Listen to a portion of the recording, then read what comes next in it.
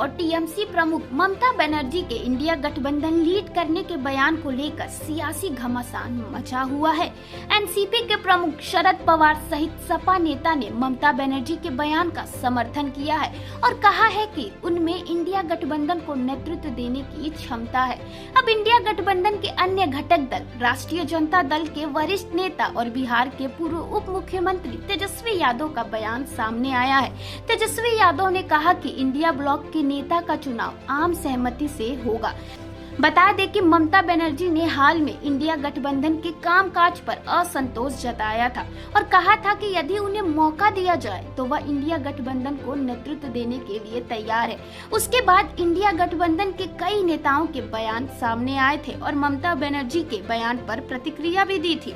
तेजस्वी यादव पटना के हवाई अड्डे पर मीडिया द्वारा पूछे गए सवालों का जवाब देते हुए कहा कि ममता बनर्जी सहित इंडिया ब्लॉक के कोई वरिष्ठ नेता यदि इंडिया गठबंधन का नेतृत्व करते हैं तो इस पर उन्हें कोई आपत्ति नहीं है, लेकिन उन्होंने जोर देकर कहा कि नेता के चयन के बारे में कोई भी निर्णय आम सहमति से लिया जाना चाहिए।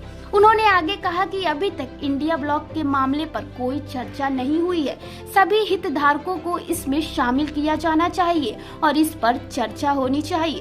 तेजस्वी यादव ने कहा कि यदि ममता बनर्जी ब्लॉक का नेतृत्व करती हैं तो उन्हें इस पर समस्या नहीं है, लेकिन यह ध्यान रखना चाहिए कि भाजपा विरोधी गठबंधन में बहुत सारे वरिष्ठ राजनेता हैं और एक साथ बैठकर नेता चुनने पर सामूहिक निर्णय लेना चाहिए। बता दें कि इससे पहले कांग्रेस की ओर से कहा गया था कि इंडिया गठबंधन के नेता का चयन सामूहिक रूप से किया जाएगा। इंडिया गठबंधन में कई सहयोगी पार्टियां हैं और सभी पार्टियां आम सहमति से नेता का चयन करते हैं। दूसरी ओर एनसीपी के प्रमुख शरद पवार ने ममता बनर्जी के इंडिया ब्लॉक को नेतृत्व करने वाले बयान का समर्थन किया था।